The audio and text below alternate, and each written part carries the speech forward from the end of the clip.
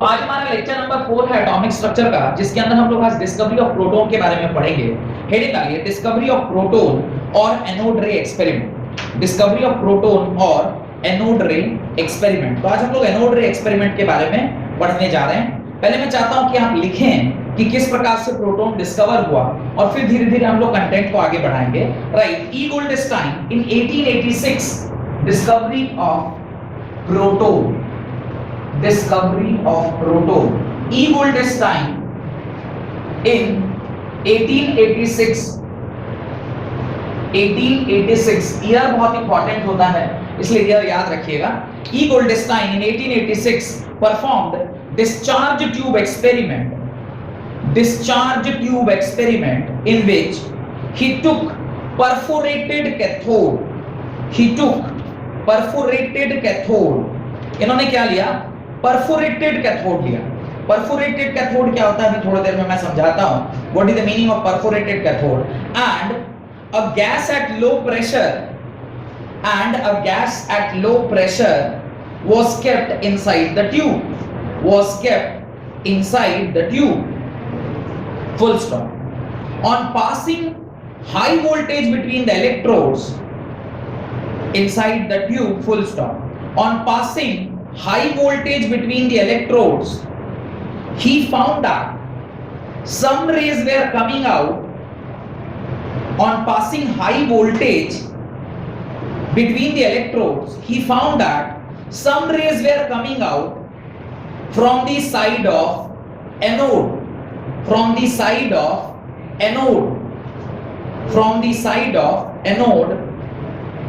which passed through the holes in the cathode,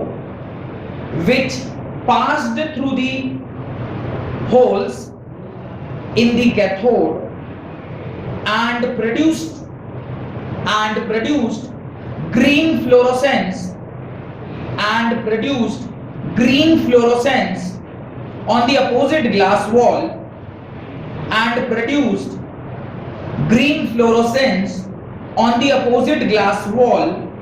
coated with zinc sulfide,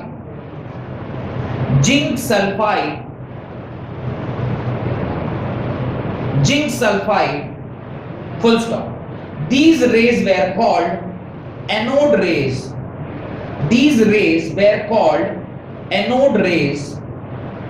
or canal rays, or positive rays,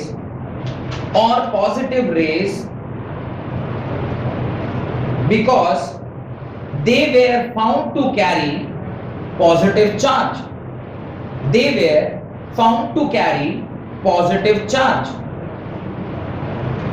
तो ये जो cathode ray हम लोगों ने पढ़ा था, एग्जैक्टली इस बार हम लोगों ने उसका क्या किया है? अपोजिट काम किया है, जिसके अंदर हम लोगों ने इस बार जो सेटअप लिया है उसके अंदर इस बार क्या डाला? इस बार हमने परफोरेटेड एनोड ले लिया। Last time it was perforated cathode, perforated anode ही था जो पीछे से जाके वहां पे जाके टकरा रहा था।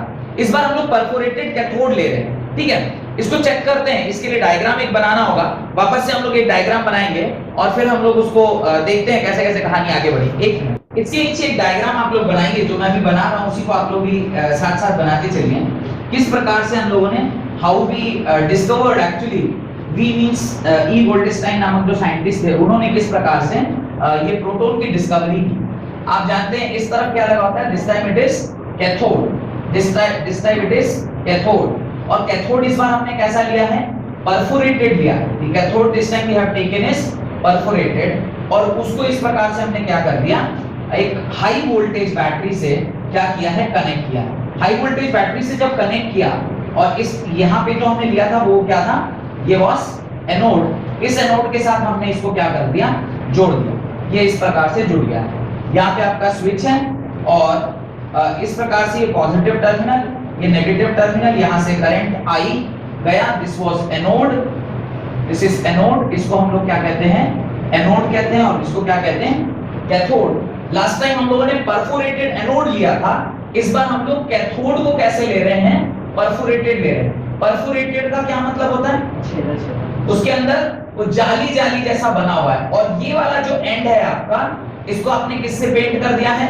जिंक सल्फाइड से इस बार इस पे आपने कोटिंग किया है। This is coated with zinc sulphide which act as a fluorescent. ये आपको फ्लोरोसेंस की तरह एक्ट करता है, जिसका कलर ग्रीनिश आएगा अगर इसके ऊपर कोई भी चीज क्या करेगी, आके टकराएगी। इस प्रकार से आपने एक परफोरेटेड डिस्चार्ज ट्यूब बनाया और उसको बनाने के बाद अभी देखिए क्या होगा। सेम हम लोगों ने सिमिलर टाइप ऑफ अरेंजमेंट जो वहां पे किया था वही टाइप का अरेंजमेंट यहां भी किया है। और ये आपका हाँ नेगेटिव टर्मिनल और पॉजिटिव टर्मिनल मुझे लग रहा था, इसलिए भी मैं चेक कर रहा था कि मैंने उल्टा तो नहीं बना दिया।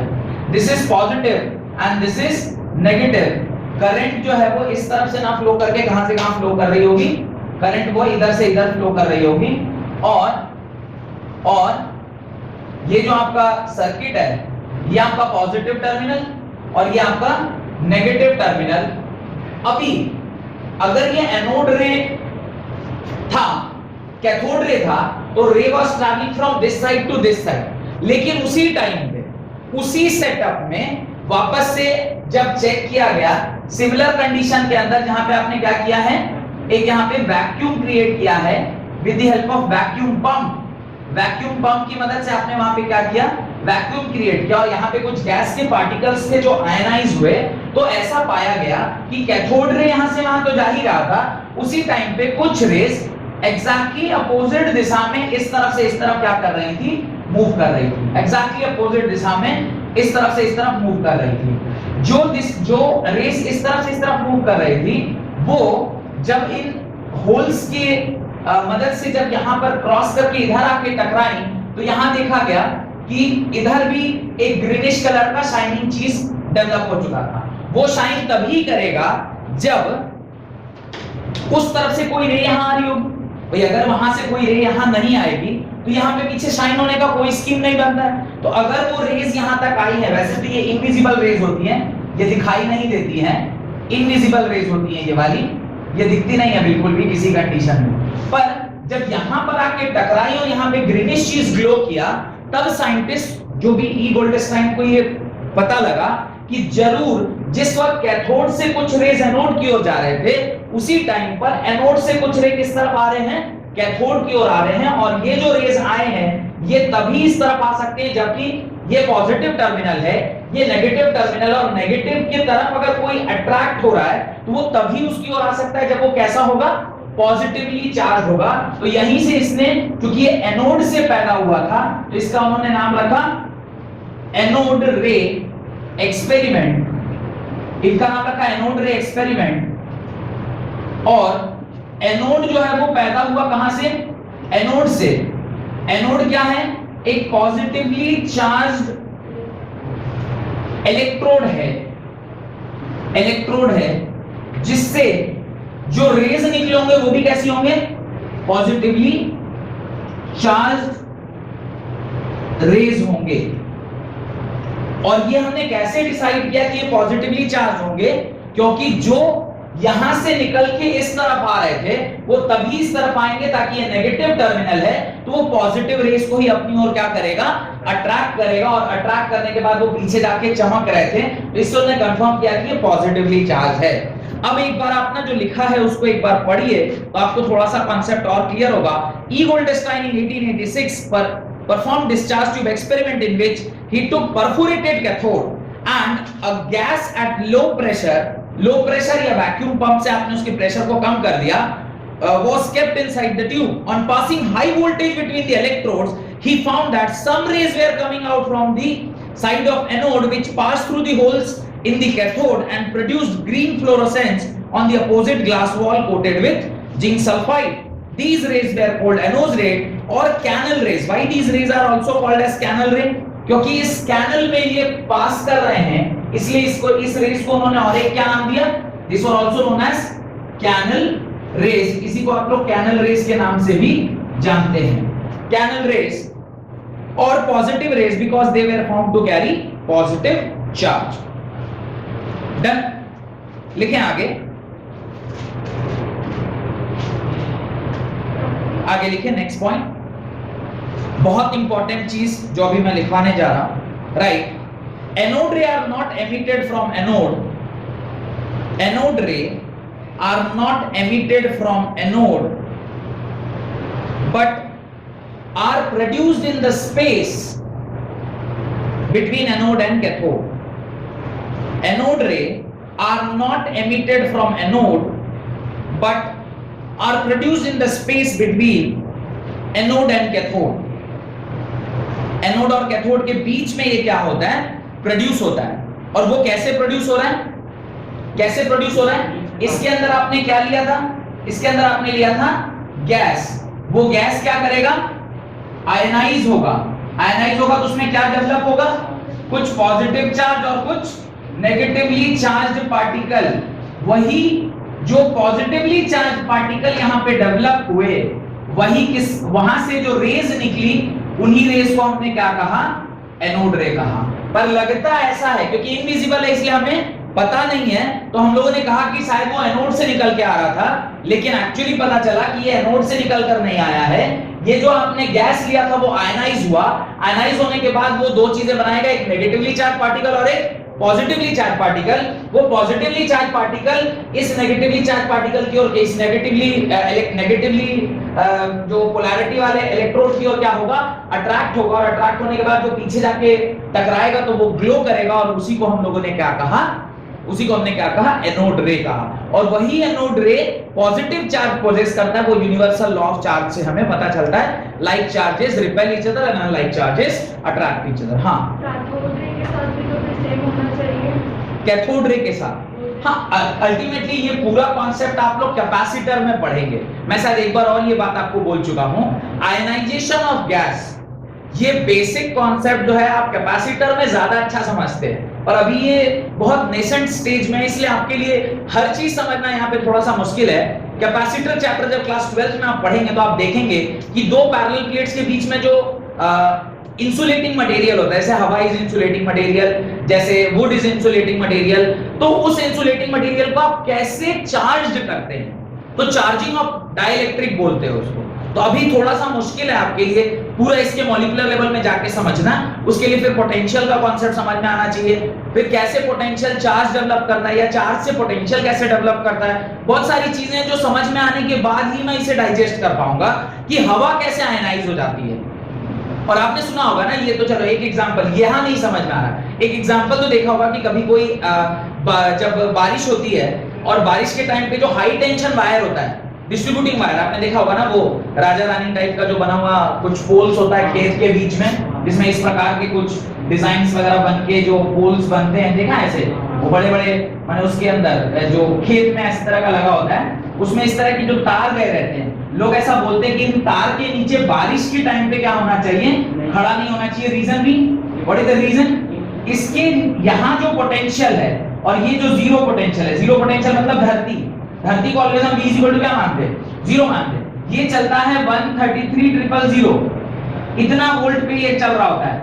बहुत high potential develop, potential difference जहां प्रोड्यूस होगा वहां पे देयर इज अ पॉसिबिलिटी कि क्या करंट आएगा। तो लोग बोलते हैं कि इसके बीच में, अभी इसके बीच में है क्या, हवा है। यानी अगर इनके बीच का पोटेंशियल डिफरेंस इतना हो जाए, इसके बीच का पोटेंशियल डिफरेंस इतना हो जाए कि इसके बीच की हवा कंडक्ट करने लगे, तो उसके नीचे जो खड़ा हुआ आदमी होगा वो क्या हो जाएगा, वहीं पे राख हो जाएगा। तो अभी यहाँ का जो हवा है वो आयनाइज हुआ कि नहीं हुआ? कैसे आयनाइज हुआ? जब आपने क्या किया, बहुत ज्यादा पोटेंशियल उसके अंदर अप्लाई किया। ये एक बेसिक चीज है जो हम लोग day to day life phenomena से समझ सकते हैं। वैसा ही कुछ यहाँ भी होता है, पर इन केस ऑफ कैथोड और एनोड के बीच में कोई विजिबिलिटी तो है नहीं कि क्या हो रहा है।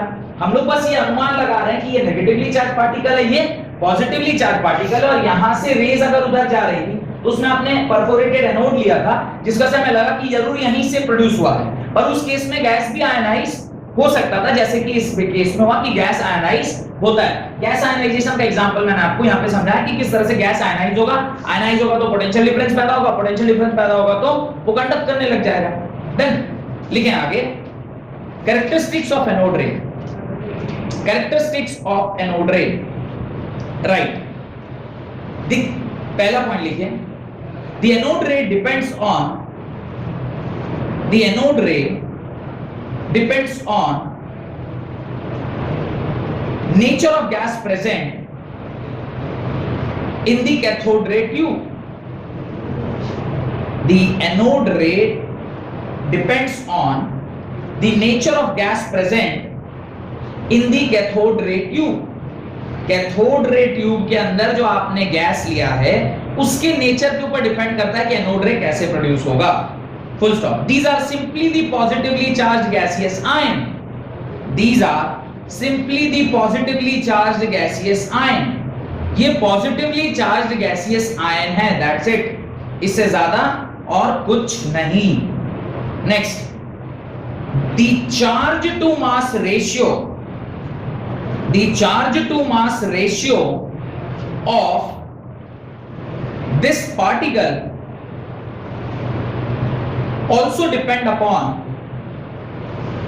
this particle also depend upon, ये डायग्राम आपने बना लिया है ना, also depends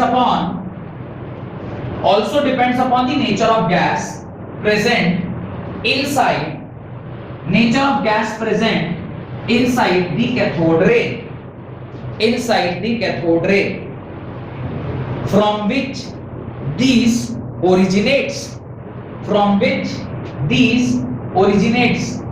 और चार्ज टू मास रेशियो यहां पर जो कैलकुलेट होकर आया है वो है 9.58 into 10 raised to the power 4 coulomb per KG के बराबर. वहां पे कितना था? वहां पे चार्ज टू मास रेशियो कितना था? वहां पे कितना था?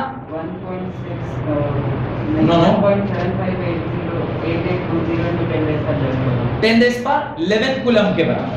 यहां चार्ज टू मास रेशियो बहुत कम आया. अच्छा मुझे बताइए, यहां चार्ज टू मास रेशियो अगर कम है, चार्ज में कोई परिवर्तन होगा क्या? चार्ज का तो मैग्नीट्यूड सेम रहता है. इसका मतलब मास में बहुत बड़ा डिफरेंस आपको देखने को मिलेगा. राइट. हाँ बोलिए. जैसे वहां पे गैस को पॉजिटिव चार्ज एक्वायर कर लिया. अच्छा ये ना केजी के टर्म्स में नहीं, ग्राम के टर्म्स में है. और जब आप केजी में लिखेंगे तो 1 minute, 9.58 into 10^7 coulomb per KG. ठीक है, ये केजी होगा तो ये बढ़ जाएगा. हाँ, कैथोड रे ट्यूब के अंदर में सिर्फ गैस है और गैस पॉजिटिव चार्ज हो जा रहा है. तो जो पॉजिटिव चार्ज नहीं हो रहा, पॉजिटिव एंड नेगेटिव. वो तो जब भी चार्ज होगा वो दो चीजों में टूटेगा ना. अब तो पॉजिटिव भी तोड़ेंगे और नेगेटिव भी तोड़ेंगे. तो जो पॉजिटिवली चार्ज पार्टिकल होगा वो इस तरफ आएगा और जो नेगेटिवली चार्ज पार्टिकल होगा वो उस तरफ जाएगा.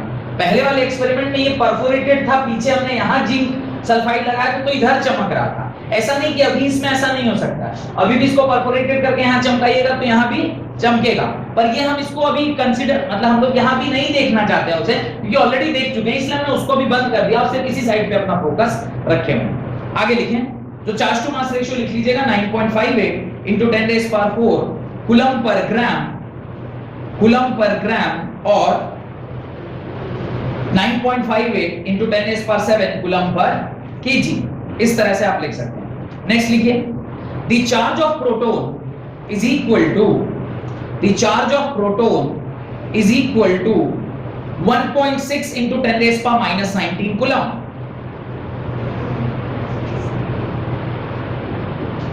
1.6 into 10^-19 coulomb. Full stop. The value, उसी में कंटिन्यूएशन लिखेगा. The value was not calculated but assumed by Goldstein. The value was not calculated but assumed by Goldstein by considering the Dalton's atomic theory. By considering the Dalton's atomic theory, which states that, क्या state करता Dalton का atomic theory? Atoms are electrically neutral. अगर atom electrically neutral है, already Millikan ने और J Thomson ने हमें बता दिया कि इलेक्ट्रॉन का चार्ज कितना है, -1.6 into 10^-19 कूलम. तो उन्होंने कहा कि चूंकि एटम इलेक्ट्रिकली न्यूट्रल है, तो अगर मैं जो पॉजिटिवली चार्ज पार्टिकल जिसकी मैं बात कर रहा हूं तो उसका चार्ज कितना होगा? +1.6 into 10^19 कूलम होगा. तो लिखिए, Dalton's atomic theory which states that atoms are electrically neutral. Therefore, in the cathode ray experiment, therefore, in the cathode ray experiment, it was found that the charge of electron was -1.6 into 10^-19 coulomb. therefore in the cathode ray experiment the charge of electron was found to be minus 1.6 into 10 raised to minus 19 coulomb. Hence Goldstein took the charge of proton to be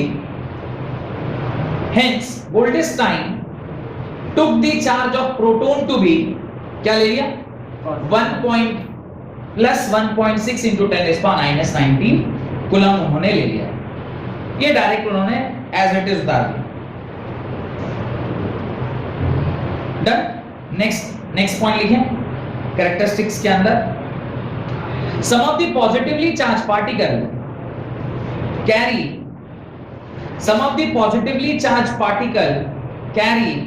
a multiple of the fundamental unit of electric charge.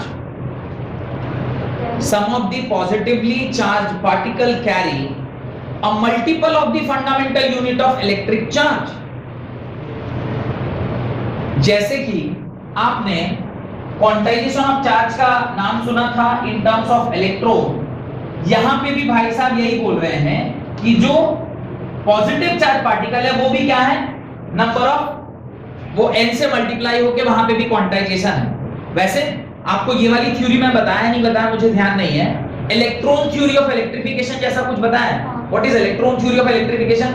Electron theory of electrification कहती है कि दुनिया में कोई भी चीज अगर positively charge है या नेगेटिवली चार्ज है, उसके पीछे अगर कोई चीज रिस्पांसिबल है तो वो क्या है, इलेक्ट्रॉन है। इलेक्ट्रॉन का removal makes that particular atom और the particular substance to be positively charge, और इलेक्ट्रॉन का addition makes that particular atom or that particular molecule as negatively charged. तो किसी भी चीज का पॉजिटिव होना या किसी भी चीज का नेगेटिव होना, it depends upon only the electron. Electron का निकलना और इलेक्ट्रॉन का ऐड होना। तो अगर ये क्वांटाइजेशन ऑफ चार्ज इलेक्ट्रॉन के लिए वैलिड है तो पॉजिटिव चार्ज के लिए भी ये वैलिड होगा, बिकॉज अगर कुछ इलेक्ट्रॉन वहां से निकल जाएंगे तो जो बच जाएगा वो क्या होगा, पॉजिटिवली चार्ज पार्टिकल होगा, और उसकी वैल्यू क्या होगी, Q is equal to Ne के बराबर ही होगी।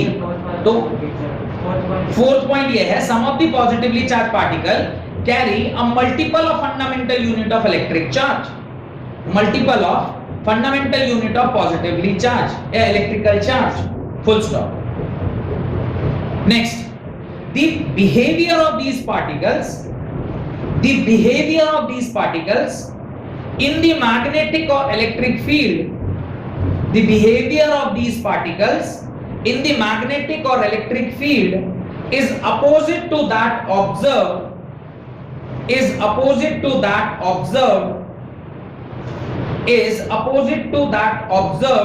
to that for electron or cathode ray, for electron or cathode ray। Done. एक छोटा सा calculation to calculate the mass of proton. Mass of proton कैसे निकालेंगे, यहीं पे कैलकुलेट करके दिखा रहा हूं, ध्यान से देखिएगा। आपको मास ऑफ प्रोटॉन अगर निकालना है तो आप क्या लिखोगे, आप लिखोगे charge of proton into charge of proton divided by charge to mass ratio of proton, charge to mass ratio of proton. इसको जरा सॉल्व कीजिए, charge of proton divided by charge of proton into 1 upon, ये तो गड़बड़ हो रहा है क्या, नहीं दिस बाय दिस होता है ना, ठीक ही लिख रहा हूं। ये क्या आ जाएगा, मास ऑफ प्रोटॉन के बराबर 4 से 4 कैंसिल हो गया और mp इज इक्वल टू क्या आ जाएगा, mp आ जाएगा। यानी मुझे अगर मास ऑफ प्रोटॉन निकालना है तो मुझे किसको किसको डिवाइड करना चाहिए, चार्ज ऑफ प्रोटॉन को चार्ज टू मास रेशियो के साथ डिवाइड करना चाहिए। तो mass of proton is equal to, ये मैंने जस्ट प्रूव करके दिखाया है कि आप कैसे निकालेंगे। अब ऊपर देखिए चार्ज ऑफ प्रोटॉन आपको पता है plus 1.6 into 10 raised to minus 19 coulomb whole divided by, आप charge to mass ratio in KG डाल दीजिए तो आएगा 9.58 into 10 raised to 7 coulomb per KG. जब आप इसे सॉल्व करते हैं तो मैं ऑर्डर चेक कर लेता हूं, बाकी का आप लोग भी देख लीजिएगा। इसको डिवाइड देखिए, ऑर्डर देखिए 10 raised to minus 90 into 10 raised to minus 7, दोनों को ध्यान से देखिएगा तो क्या आएगा 10 raised to minus 26 kg।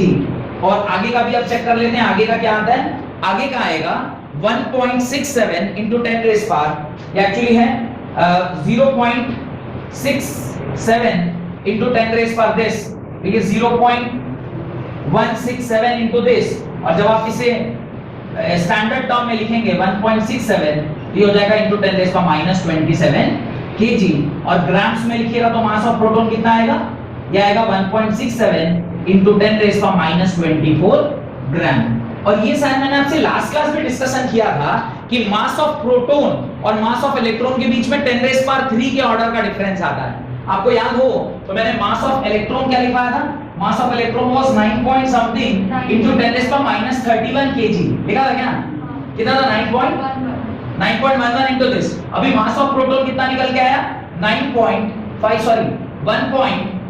1.67 into 10 raised power minus 27 kg के बराबर, almost 10 raised power 4, almost 10 raised power 4 के ऑर्डर का डिफरेंस वहां पे दिखाई दे रहा है। ये कितना है, 10 raised power minus 31 and this is 10 raised power minus 27। तो इस प्रकार से आपको जो वैल्यू है वो निकल के आ जाएगी। उसके नीचे आप डेफिनेशन ऑफ प्रोटॉन लिखे। ये मास ऑफ प्रोटॉन का कैलकुलेशन समझ में आया, क्या किया, सिर्फ इन दोनों को डिवाइड किया। चार्ज कहां से आया पता है, चार्ज हमने डायरेक्टली डाल्टन की जो एक डाल्टन एटॉमिक थ्योरी का जो एक स्टेटमेंट है कि एटम्स क्या होता है, इलेक्ट्रिकली न्यूट्रल होता है। तो चूंकि इलेक्ट्रॉन का चार्ज हमें पता था, तो जो पॉजिटिवली चार्ज पार्टिकल था जिसको उन्होंने प्रोटॉन नाम दिया, किसने, गोल्डस्टाइन ने, तो उसको हमने डायरेक्टली क्या मान लिया, plus 1.6 into 10 raised power minus 19 coulomb मान लिया। और चार्ज टू मास रेशियो उन्होंने कैलकुलेट किया होगा with the help of this experiment, जहां पे उसने मैग्नेटिक और इलेक्ट्रिक फील्ड के डिफ्लेक्शन से ये वैल्यू निकाला। उन दोनों को हमने डिवाइड किया तो हमें मास ऑफ प्रोटॉन निकल के आ गया। और दोनों मास ऑफ इलेक्ट्रॉन और मास ऑफ प्रोटॉन में कौन ज्यादा है, mass of proton is relatively very much higher than mass of electron, क्योंकि इलेक्ट्रॉन का मास बहुत छोटा है। अजम्पशन क्या है मैं बता देता हूं, अजम्पशन ऐसा ही है कि पूरा का पूरा एटम, वैसे तो क्लास 9th में भी ये कहानी मैंने आपको बताया होगा, पूरा का पूरा जो एटम है उसको आप मान लीजिए क्रिकेट का स्टेडियम। उस क्रिकेट के स्टेडियम में जो एक बॉल होता है, क्रिकेट बॉल, वो अगर सेंटर ऑफ द पिच पे रखा है तो मानिए वो जो बॉल है वो न्यूक्लियस है, और ये जो पूरा स्टेडियम है वो आपका एटम है। उस सपोज करिए मैं एक सोडियम का एग्जांपल ले रहा हूं। सोडियम के प्रोटॉन कहां प्रेजेंट होंगे, न्यूक्लियस के अंदर। न्यूक्लियस कहां है, वो बॉल के जितना बड़ा, कहां पे, सेंटर में सिचुएटेड है। और इस पूरे खाली स्पेस में 11 खिलाड़ी जैसे अपने क्रिकेट टीम में होते हैं, वैसे 11 खिलाड़ी पूरे पिच में। वो हर एक खिलाड़ी कहीं ना कहीं ऐसे, मैंने खिलाड़ी तो ज्यादा बड़ा हो गया, वैसे छोटे छोटे बॉल देख लीजिए आप, तो वहां पे आप टेनिस बॉल रख दीजिए। इलेक्ट्रॉन का मास और जो मास ऑफ प्रोटॉन है उसके बीच में वैसा ही रिलेशनशिप है, न्यूक्लियस और टेनिस बॉल के जैसा। अब टेनिस बॉल पूरे स्टेडियम में 11 अगर डिस्ट्रीब्यूट करके रखा गया है और आपका जो मास वो सेंटर में वो पूरा बॉल रखा गया है, आप समझ पा रहे हैं कैसा सिनेरियो रहेगा। इलेक्ट्रॉन्स कैसे होंगे, मतलब नेग्लिजिबल मास के, और दिख भी रहा है कि इलेक्ट्रॉन क्या होंगे, नेग्लिजिबल मास के होंगे with respect to one proton. अभी तो एक ही प्रोटॉन के रिस्पेक्ट में, अभी 11 प्रोटॉन लेंगे तो, और ये 11 टाइम्स बड़ा होगा, और ये 11 टाइम्स बड़ा होने के बाद भी बहुत छोटा होगा। ठीक है, आगे लिखें प्रोटॉन का definition. Proton is defined as the fundamental particle. Proton is defined as the fundamental particle which carries 1 unit positive charge, and has mass nearly equal to the mass of hydrogen atom. Mass nearly equal to the mass of hydrogen atom. उसका जो mass है वो nearly equal to the mass of hydrogen atom के बराबर है। Done. और mass of hydrogen atom is equal to what, mass of proton. और mass of proton और मास ऑफ हाइड्रोजन में एक रिलेशनशिप है, mass of electron is equal to 1/1837 the part of the mass of, वो relationship तो आपको पहले से पता है। तो इस तरह से आपको समझना है। और एक हाइड्रोजन एटम के अंदर सिर्फ दो ही चीज होती है, क्या क्या, एक इलेक्ट्रॉन और एक प्रोटॉन। इन्हीं दोनों को मिला के एक हाइड्रोजन एटम बनता है, उसमें न्यूट्रॉन नहीं होता है, इसलिए भी वो थोड़ा स्पेशल है। हेडिंग डालें proton as the fundamental particle. Proton as the fundamental particle. तीन ही फंडामेंटल पार्टिकल है ना, कौन कौन से, इलेक्ट्रॉन, प्रोटॉन एंड न्यूट्रॉन। तो प्रोटॉन भी एक फंडामेंटल पार्टिकल है, क्यों है इसे हम लोग देखते हैं। It was found that in case of different gases, in case of different gases taken inside a discharge tube, it was found that in case of different gases taken inside a discharge tube, the mass of positively charged particle, the mass of positively charged particle was found to be nearly a whole number multiple of. It was found that in case of different gases taken inside a discharge tube, the mass of positively charged particle was found to be nearly a whole number multiple of the mass of proton. The mass of proton. और उसका वही reason है जो अभी थोड़ी देर पहले मैं आपको समझा रहा था कि यहां पर भी क्वांटाइजेशन ऑफ चार्ज जो है वो वैलिड रहता है, full stop. Hence it lead to the behavior. Hence it lead to a belief, not behavior. Hence it lead to a belief that proton must be a fundamental particle.